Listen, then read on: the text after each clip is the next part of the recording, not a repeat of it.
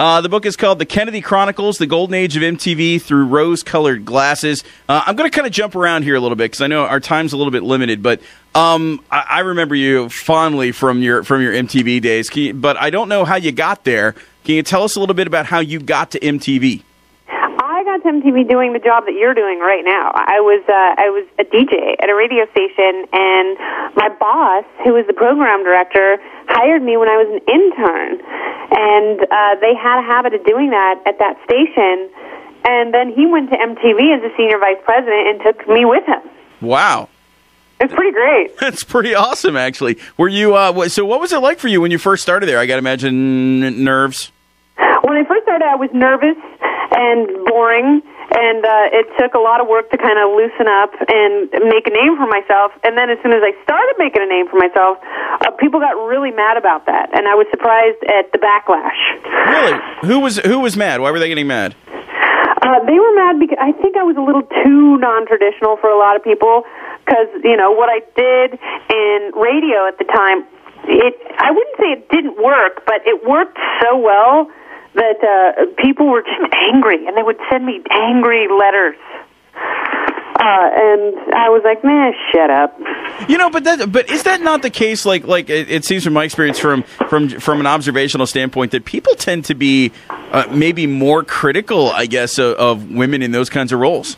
Yeah, maybe. And you know, I have friends who say that, but I never focused on my gender. Yeah. I just tried to mix it up and have fun, and, you know, interview people and have the best time possible. We're talking to Kennedy this morning on CD 102.5. One thing you hear a lot about MTV these days are people that go around and everybody does it. I'm sure I've said it a million times. I remember when MTV used to play music videos. Yeah, they played music. And that was a complaint when I worked there. They were mad because we didn't play enough music. And it's like, oh, really? How would you like no music? There you go. And that's what they're doing now. What do you think about it now? What do you think about it now compared to then? I don't watch it. Yeah. I don't, and I don't think that's a bad thing. I think it's, you know, MTV is meant for each successive generation. Yeah. And it's meant to be something special, the blank canvas, and, you know, every generation gets to project what they want onto it, essentially. And that's what we did, and it was awesome. And it was a super party, and it's not like that anymore, and no one in 20 years is going to be writing a book about how great MTV was in the mid-aughts. No one's gonna remembering fondly the Room Raider days and no, exactly. No one's gonna be talking about that stuff. Oh yes, I remember the golden age when they had Next and dating shows on RVs, and yeah, that was fantastic. That's really funny. Okay, one thing I know people have asked you, I'm sure, about a million different stories that are in this book, but one thing I want you to talk about a little bit is Nirvana's MTV Unplugged, and you were there for that. Yeah, that was an incredible experience, mostly because I was with a male model. But it was also, I love Nirvana, and I was really excited to see them in that setting because I had seen them play Plugged In a bunch of times, and it really blew my mind. Like, it was better than I thought, but, you know, I talk about this in the book, no one really knew the gravity of how good it was. Yeah.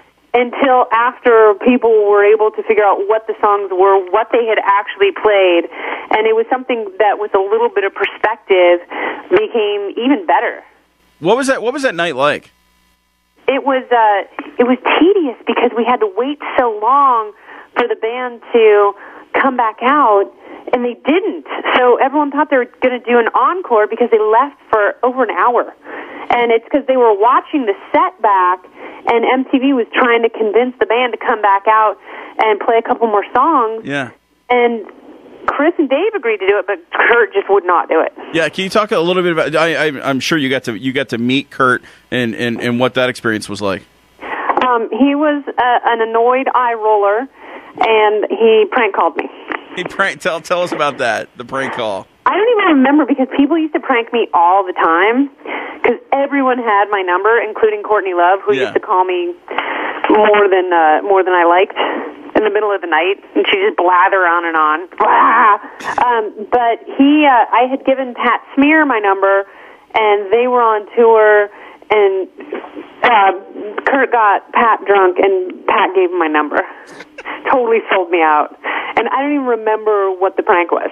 That's how often I was pranked. Oh my gosh! Well, the whole Nirvana Unplugged story is in this book, along with a million other things too. Definitely a good read. People need to check it out. Again, the Kennedy Chronicles, the golden age of MTV through rose-colored glasses. Congrats on the book. Good luck with it and everything else. Thanks, man. Thanks, Kennedy. Viva the 90s. I appreciate it. All right, thanks. Bye. Bye, Joe.